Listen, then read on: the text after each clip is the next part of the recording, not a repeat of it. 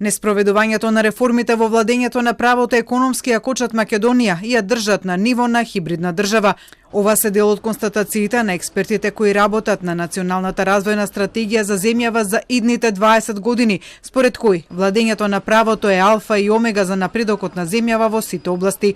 Во тој контекст, академик Владо Камбовски пред Собраниската комисија за европски прашања, каде денеска се расправаше за стратегијата, порача дека нема повеќе простор за одлагање. Од заробена држава 2015 малку се помрднавме на кај хибриден режим. Се уште далеку и се уште во една преддржавно правна состојба. Ние живееме во преддржавно правна состојба во која не владае правото, туку владеа поединци, владеат политички елити, владеат партии и така натаму.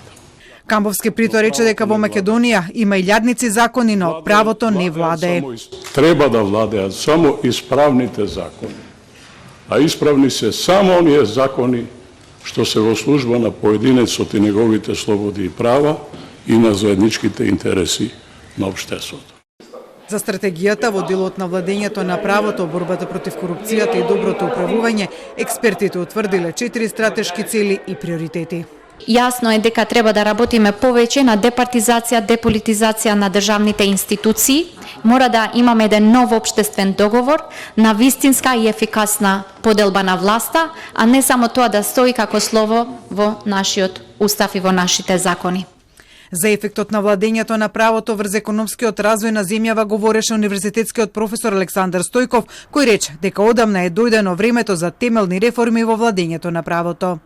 Ако со ова темпо на раст ни требаат 28 години за да го дуплираме бруто домашниот производ, доколку ги спроведеме потребните реформи во владењето на правото и во другите области, би постигнале просечна стапка на раст од 4,7% и за неполни 15 години би го дуплирале животниот стандард.